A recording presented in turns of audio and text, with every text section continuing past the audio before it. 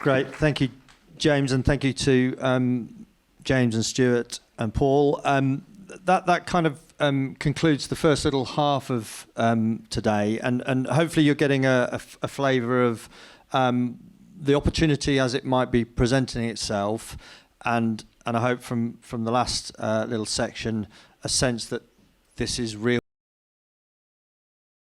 now and has been going on for some time, and there's a huge opportunity to learn from that and sit alongside that, and it's great for us that we've got a programme that has a number of years' experience in essence just down the road that we can draw upon and lean upon once we hopefully get into. Hoping that's sort of set the.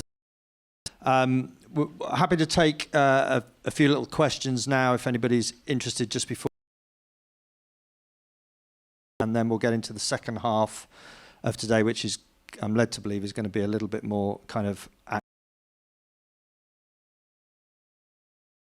It's going to require you to do some work in the second half and possibly even think a little bit.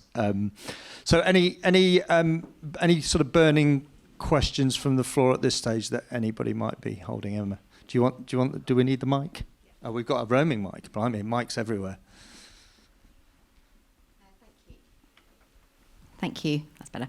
Emma Rouse, I work for Coventry Sector Forum, a similarly infrastructure convening type organisation. And it was a question for Sport England colleagues. Given the changes and developments happening in the NHS space, how engaged are you at a national level with some of those NHS conversations? Because for all of us, I think this is absolutely where we should be moving to in terms of that shift from sickness to prevention.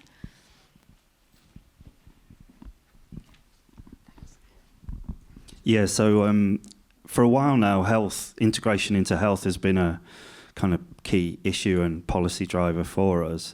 Obviously, with new government and the changes that you're talking about, it's ramped up quite a lot over the last sort of year or so.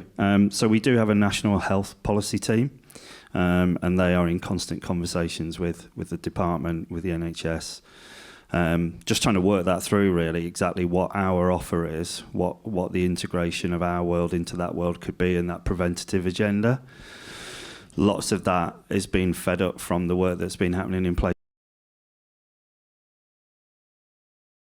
So it's positive at the moment, and I think government more broadly are really interested in our place agenda. I think there's a lot going on more broadly around devolution and around localised decision making, and obviously there's changes on the way around ICBs and different things like that. So yeah, connecting to that team is really important to us. They are available to help any local conversations as and when needed, and bring to the table kind of what the level of conversation is more centrally with government. So yeah, alongside that we have other kind of policy areas that we are focused on, so health being one of them, children and young people, the sort of built environment, active environments, community-based stuff as well. So yeah, we're across that as best as we can be. We are obviously, a small player when it comes to things like the health department, but we're making good ground.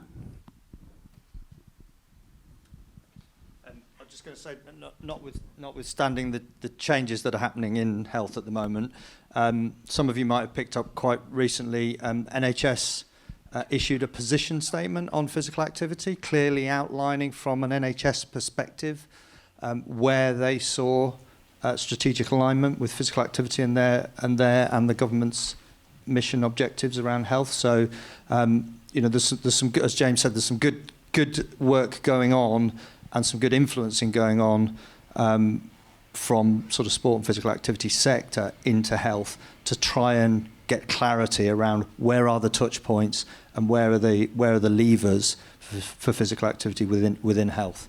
That was all pre the recent announcements around NHS, but I think we're getting clarity. Good. Any other questions? No? Okay, great.